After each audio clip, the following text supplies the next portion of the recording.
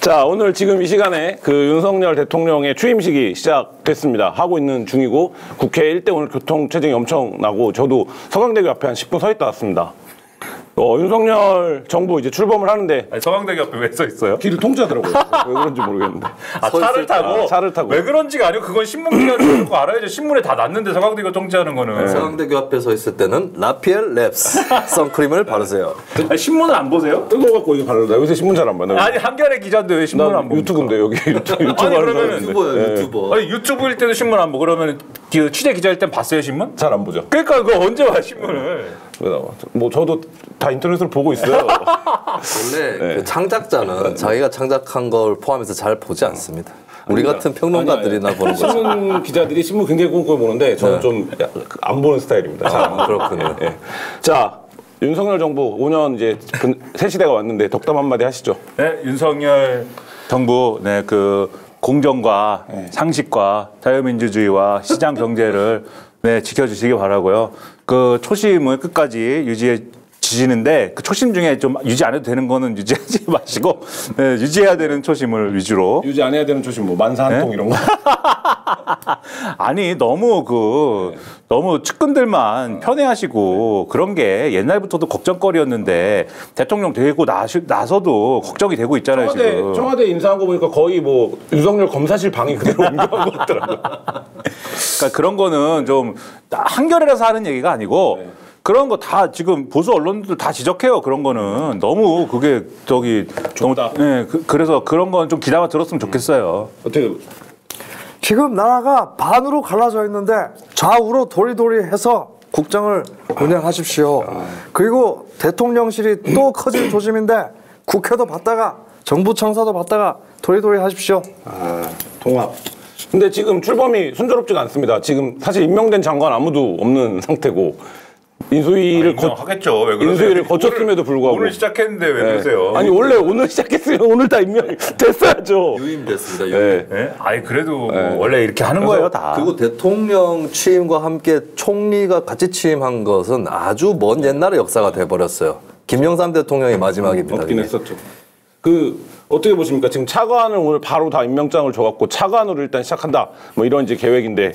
그건 이제 차관이라도 있어야 되지 않겠냐라는 거죠. 뭐 부처를 운영을 해야 되겠는데 차관이라도 새 정부 인물들이어야지 장관이 없으면 뭐 그런 차원인 거죠. 뭐. 근데 지금 어제 한동훈 법무부 장관 후보자 인사청문회를 했지만 쉬워 보이지 않습니다. 지금 이 국무총리 인준부터 시작해갖고 장관들을 임명하는 어디까지 누구를 낙마시킬 거냐 이것도 지금 얘기가 안 되고 있고 만약에 뭐 한동훈 후보자를 그냥 가면 한덕수 총리 임명이 안 되는 상황이 올 수도 있는데 어떻게 보십니까? 어제까지 청문회. 왜 웃어요?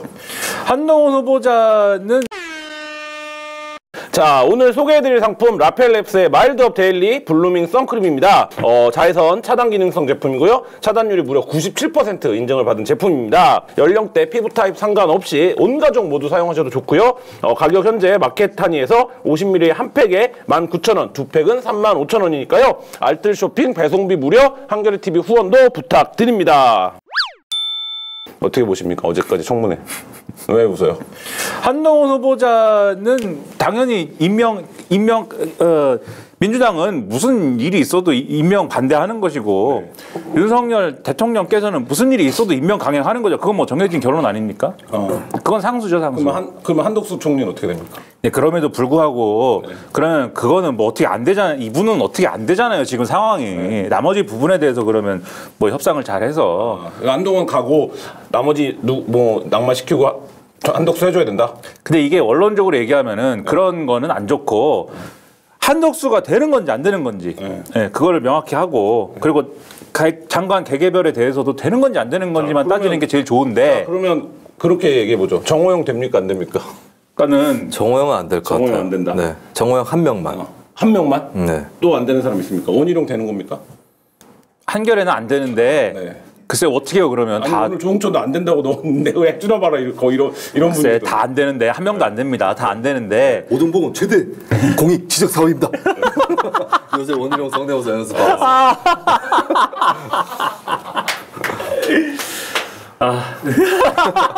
한동훈 됩니까 안 됩니까? 원희룡 성대모사 연습하고 있기 때문에 낙마하면 조금 곤란합니다. 가야 된다.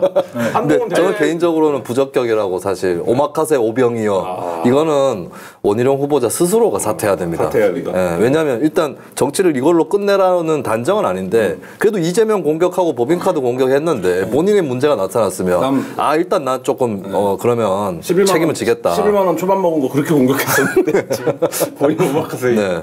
한동훈 됩니까 안 됩니까? 안 되죠. 안 된다. 네. 상강 후보자로 부적격하다. 아니 평론가한테 적격 후보자가 있냐고 물어보면 적격 후보자는 없어요. 적격이 아니라는 거예요? 아니면 임명이 안 될 거라는 거예요? 적격이 아니다라는 네, 거죠. 적격이 아닌 거고 임명은 되죠 100%. 임명은 된다. 김수민 평론 한동훈 어제 인사청문 했는데 어떻게 보셨습니까? 민주당 의원들이 진짜 민주당 의원들이 좋은 공을 다 헛스윙 때리고 고세 네. 누구라고 얘기는 안 하겠지만 3명 진짜 명불 허전해. 네, 그리고 한동훈 후보자가 땅볼 치고 플라이 쳐도 공을 못 잡는 이런 상황이 펼쳐져서 어제 사실 논문 문제만 봐도 따질 만한 게 되게 많았거든요. 한동훈 후보자가 사실 약탈적 학술지 보고 오픈 액세스라고 한 것부터가 문제였는데 약탈적 학술지 고등학생이 쓰는 게 뭔 문제냐 이런 말을 하더라고요. 옛날에 대한당구협회에서 선수들 보고 당구로 사행성 도박하지 말라고 한 적 있거든요. 고교 선수는 해도 돼요? 예, 그거를 왜 권장을 하는가? 나는 그럼 묻고 싶어요. 거꾸로 약탈적 학술지 저널에 안내를 해준 사람은 누구인가? 그렇죠. 그게 그렇게까지 문제가 안 되는 거라면 그 사람에 대해서도 얘기해야 되는 거 아닌가라고 하는 거고 사실 이 문제는 우리 딸이 뭘 모르고 그때 그랬다 이러면 좀 빠져나갈 수도 있는 거였는데 어제 본인이 마지막에 빠져나간 건 내가 좌천당했을 때 잘 모르겠다. 그러니까 자기는 모르겠다. 자기는 모르겠다고 얘기할 수 있어요. 사실은 이게 한동훈 후보자가 직접 관여하고 자신의 인맥과 지위를 활용한 건 아니기 때문에 아직까지 드러난 걸로는 그래서 본인한테는 직격탄은 안 될 수 있는 문제였는데 해명하는 과정에서 이상한 얘기를 해버렸다는 거고 그리고 좀 빼박이 돼버린 건 표절이에요.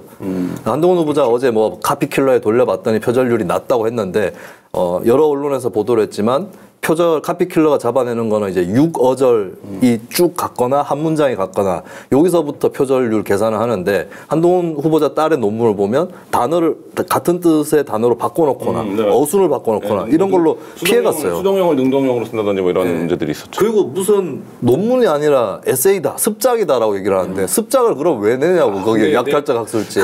그 워딩에서 한동훈의 어떤 이런 프레이밍 능력, 이거를 이 문제를 어디로 끌고 가야 내가 유리한 데서 싸울 수 있는지를 쟤는 탁월한 특수통에 좀 감각을 느낄 수 있었죠. 습작이란 거에 두 가지 의문은 첫 번째 습작인데 왜 초록도 쓰고 참고문은 또 썼는지 논문의 형식을 갖춰서 냈는지가 첫 번째고 두 번째는 벤슨 선생님 지도교수입니까?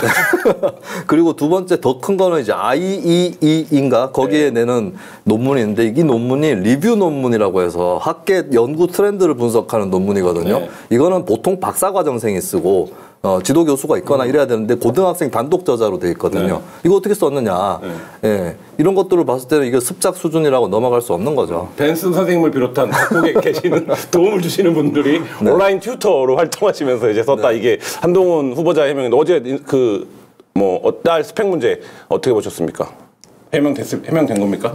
해명이 하나도 안 됐잖아요. 지금 쭉 지금 김수민 평론가 말씀하신 게 언론에 다 지적된 문제들이에요. 새 시대가 왔는데 좀 이렇게 그렇게 해주세요. 좀 활기차게. 설명은 안 됐고 하나도 그 설명이 하나도 안 되는 거를 붙들고 민주당 의원들이 이랬느니 저러느니 이제 다른 얘기만 하고 그런 것들은 제가 볼 때 근데 분명히 좋은 얘기도 많이 했을 거예요 민주당 의원들이. 근데 언론에 기사가 나는 게 이제 그렇게 나는 것이 웃긴 거긴 한데 그런 건 있어요. 근데 저 얘기를 하면서 계속 이제 쓸데없는데 자꾸 이제 집착을 한다는 생각을 한 게 수사 대상이다, 수사를 해야 된다.부터 시작해서 조국 전 장관을 왜 수사했냐, 일기장을 왜 뺏어갔냐.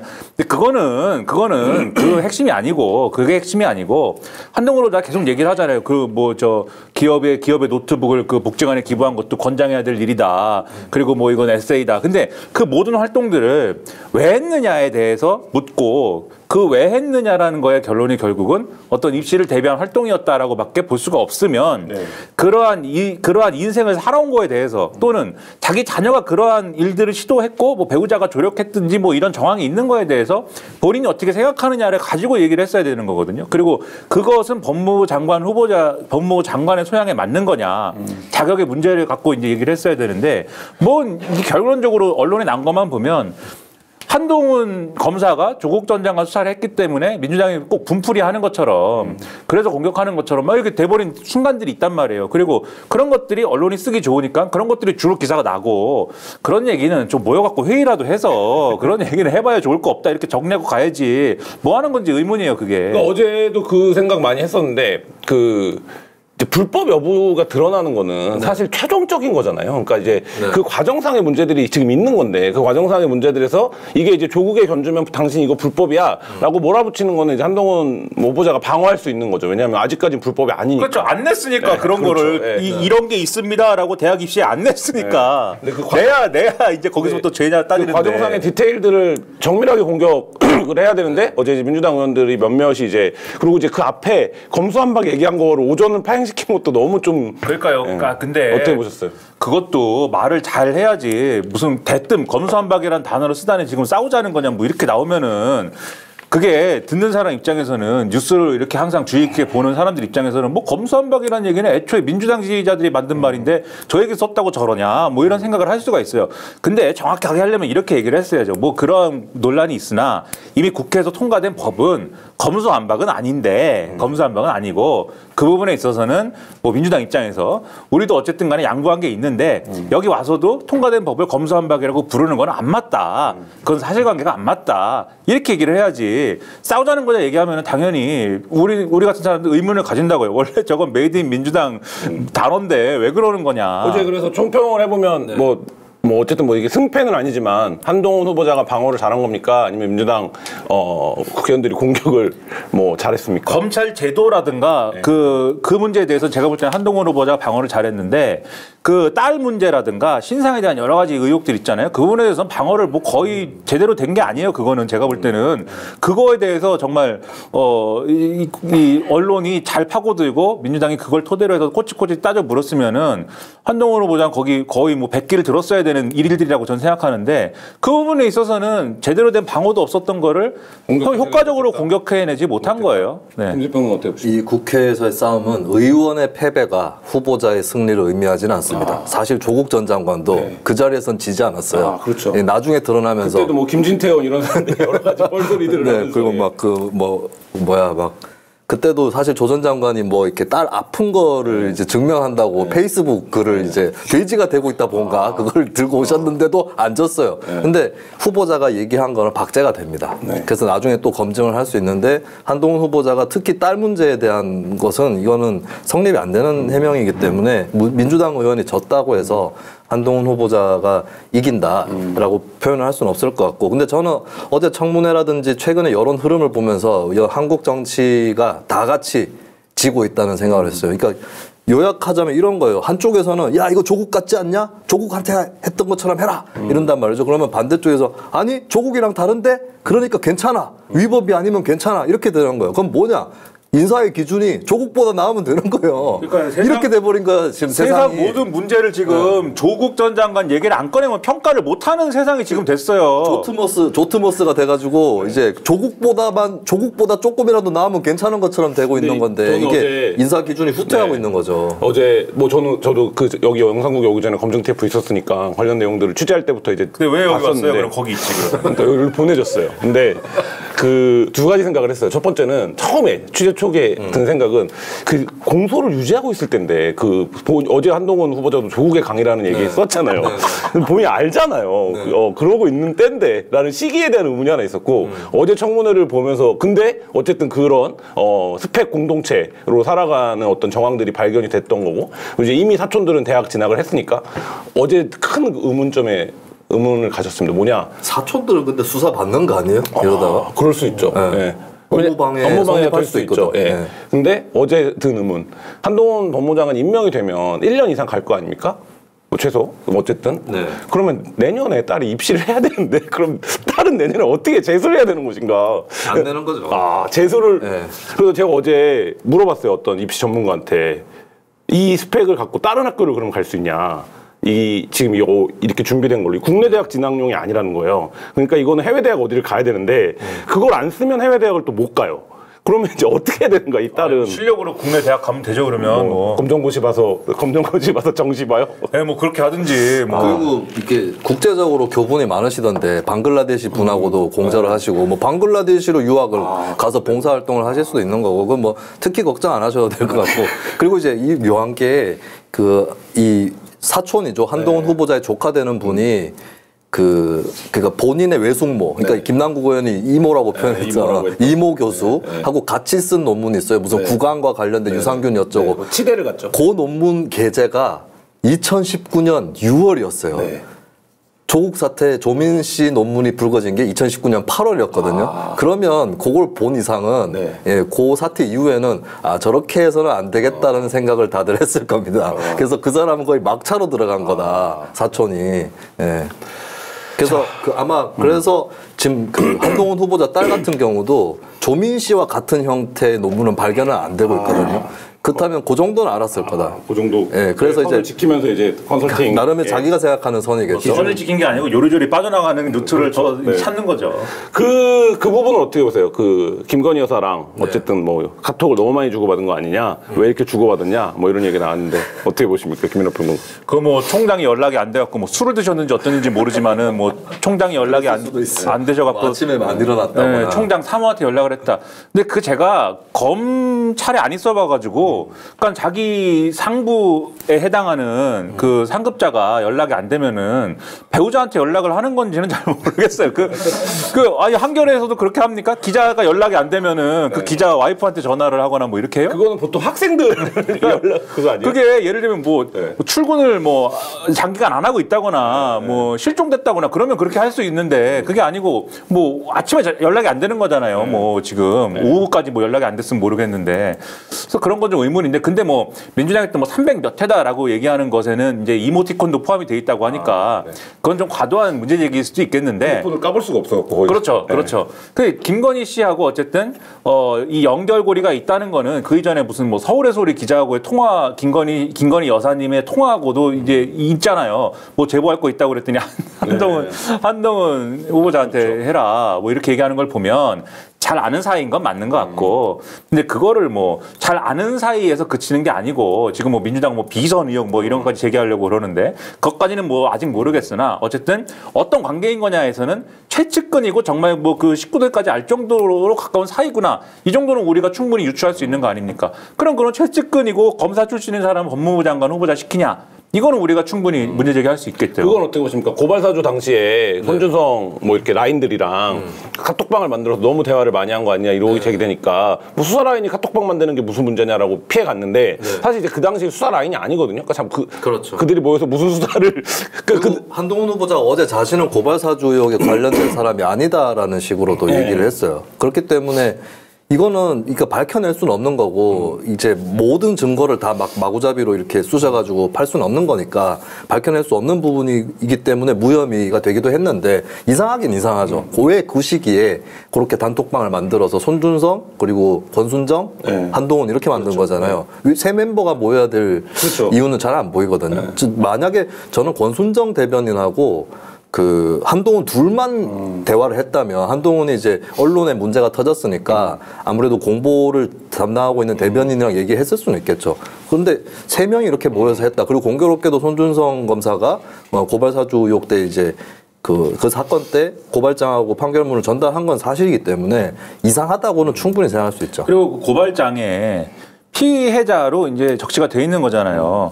한동훈 후보자가 그게 이제 윤석열 대통령, 김건희 여사, 그다음에 한동훈 당시 검사 뭐 이렇게 돼 있는 등등 이렇게 돼 있는 건데 그런 점까지 고려해 보면 검사들이 그렇게 방을 만들고 손준성 검사라는 분이 그 고발장인지 뭔지를 김웅 의원한테 보낼 때 써 있는 그거에 대해서 그 생각 이 문제에 대해서 얘기를 안 했을까요? 한동훈 당시 검사한테 뭐라도 했겠죠. 무슨 얘기인지가 중요하겠지만 무슨 얘기든지 했겠죠.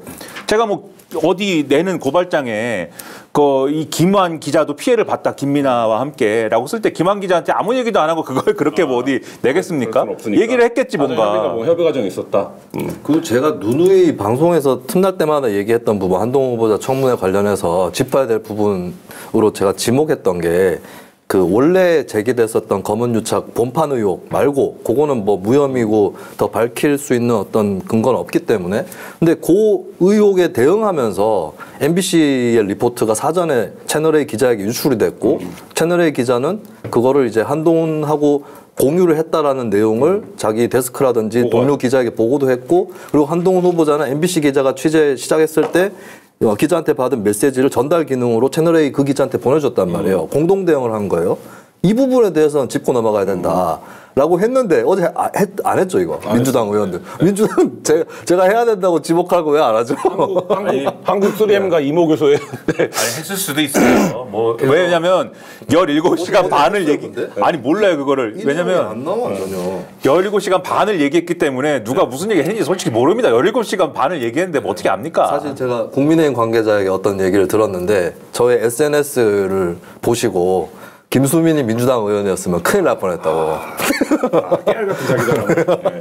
나는 뭐 자랑할 게 없네요. 나도 뭐 하나 자랑하고 싶은데. 네. 아니 뭐 그래도 평론가 중에 월천 하면 이제 김민하 평론가만 떠올리니까. 제가 월천이 아니니까 그러니까. 월천 아니에요. 월 2천. 네. 아 미치겠네 정말. 2천 대유. 자, 지방선거가 이제 20일 남았습니다. 그리고 오늘 윤석열 정부 출범했는데 내각이 지금 그 구성이 안 된 상태고 이쪽에서는 어쨌든 발목 잡는다 이 프레임을 걸 거고 이쪽에서는 부적격 후보 자 임명한다. 이 재송부 요청하고 뭐 이런 과정들이 다 임명 강행하려고 하는 거 아니냐? 임명 강행이다. 발목 잡기다. 어떤 게 더 설득력 있을 거라고 보십니까? 네. 그게 뭐예요? 왜요? 왜?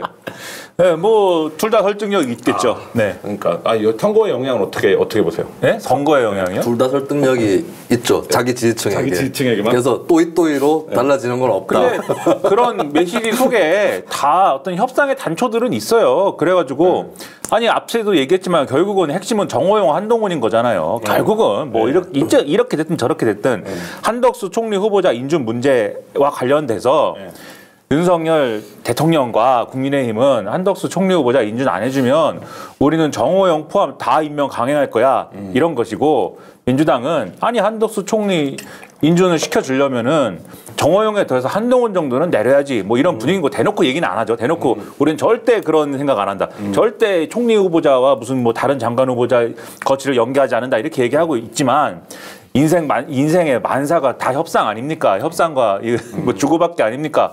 그렇게 생각하니까는 딜의 달인이 됐겠죠. 김한 기자도. 그러면 지금 예상은 정호영을 내리는 조건으로 해서 한덕수 인준해주고 간다? 아니 한동훈을 내려줘야 된다는 게 민주당의 생각인 거고. 근데 지금 안 내릴 거라고. 그렇죠. 안 내리니까 그것이 협상이 안 되니까 타결이 안 되니까 한쪽은 그럼 임명 강행할 거야 이러고 있는 것이고 민주당 어디 해봐라 뭐 이런 거잖아요 지금. 근데 국민의힘 내부에서 보기에 정호영을 임명 강행하고 선거를 치를 수 있을까요? 아니 지금 왜냐면은 서서히 지금 이 정호영 이름 세 글자가 희미해지고 있어요. 옅어지고 있어요. 우리의 뇌리 속에서. 물론 다시 꺼내겠지만 어쨌든 김인철 장관 후보자가 사퇴했다라는 것도 지금 그렇죠. 지금 뭐 한 2년 전에 사퇴한 것 같아요. 이미 우리 뉴스의 어떤 흐름 속에서 보면은 그러니까 그런 효과는 있는데 어쨌든 이게 좋게 가려면 제가 볼 때는 우리 윤석열 대통령님께서는 절대 한동훈 후보자는 안 내릴 것이고 그러면 뭐 다른 방향에서 그러니까 테이블에 올려놓는 판을 또 키워가지고 다른 방향에서의 협상이라도 뭐 어떻게 잘 해소를 하는 뭐 그런 방향으로 가야지. 정호영 플러스 한동훈 카드는 안 되니까 정호영 플러스 뭐 다른 사람 지금 뭐 부적격들은 여러 명이 있으니까. 사람으로는 승부가 안 나는 것 같고 다른 의제를 가지고 뭐 협상을 하든지 이걸 어떻게 풀어야지 그 강대강 대치로 어떻게 가겠습니까? 라고 생각하지만 또 지방선거를 앞두고 있기 때문에 강대강 대치 가는 게 뭐 나쁘진 않아. 또 서로 이렇게 생각하는 측면도 있어요. 근데 평론가 입장에서는 그럼 강대강 대치로 가가지고 한번 한판 붙어 보십시오. 뭐 이렇게 얘기할 수는 없으니까. 끝장을 보자. 끝장을 봐라라고 얘기하긴 뭐하니까 그래도 어떻게 좋게 좀 해보십시오. 이렇게 얘기하는 거죠. 김수병은 어떻게 보십니까? 향후 전망. 저는 대략 이런 그림으로 갈 것 같아요. 그러니까 한덕수 후보자에 대해서는 민주당이 통과시켜 줄 것 같아요. 네. 그러면서 민주당이 이제 뭘 목적으로 할 거냐, 실제로 한동훈을 낙마시키는 걸 목적으로 갈 거냐, 아니면 강행한 거에 대해서 욕 바가지로 하면서 저것 보세요라고 갈 거냐. 요걸로 했을 때 근데 후자의 가능성이 더 높다. 어차피 장관 임명 강행은 해버리면 어쩔 수 없는 거니까. 그리고 한덕수 후보자에 대해서 여론의 반감은 있지만 막상 또 부결시켰을 때 어떻게 될지는 모르는 위험이 있거든요. 그럼 민주당 입장에서는 모션을 우리가 대차게 양보했다. 한덕수 통과다. 우리가 부적격이라고 분명히 얘기를 했다. 연계한 거 아니다. 근데 우리가 통과시켜줬으니까 장관 후보자는 걸러라. 예, 이렇게 압박을 가할 것이고 그럼 윤석열 정권 입장에서는 정호영은 그래도 끝까지 고민은 될 것 같아요. 지금은 강행하는 척하고 있는데 그래서 정호영 정도 내리고 그 다음에 한동훈 안 내리고 그러면 민주당이 에이 나쁜 놈들아 하면서 지방선거 현장으로 서로 지방선거 현장으로 국민의힘은 우리가 정호영은 날렸다라고 하면서 서로 지방선거 현장으로. 근데 제가 볼 때도 부결은 어려운데 투표를 안 하고 있을 수는 있겠죠. 그러니까 이제 인준동의안에 대해서 어쨌든 국회 다수는 민주당이니까 뭐 미주알 고주알 얘기하면서 차일피일 하다가 제가 볼 때는 이게 뭐 표결이 안 되는 상태로 이렇게 가면서 계속해서 뭔가의 협상, 뭔가의 하는 액션을 취하면서 이제 장기화될 수 있는데 근데 이걸 풀려면은 민주당도 구심이 있어야 돼요. 누가 나서가지고 칼자루를 쥐고 이걸 뭐 고르디우스의 매듭을 끊어야 되는 것이지 이게 서로 안 맞는 협상의 구도를 계속 질질 끌고 가면 결국 지방선거 때까지 이러고 있는 거거든요. 그래서 끊어야 되는데 끊을 수 있는 사람이 누가 있습니까 지금? 네, 결국은 굉장히 책임 있는 사람, 스포트라이트 많이 받는 사람이 그분 얘기를 입장 표명을 해야 된다. PPL하고 해보도록 하겠습니다. 마켓 하니 안 하니? 저는 마켓 한위에 부합니다. 두리번 하면서 상품을 찾다가 보면은 하루가 언제 다 가는지 모르겠습니다.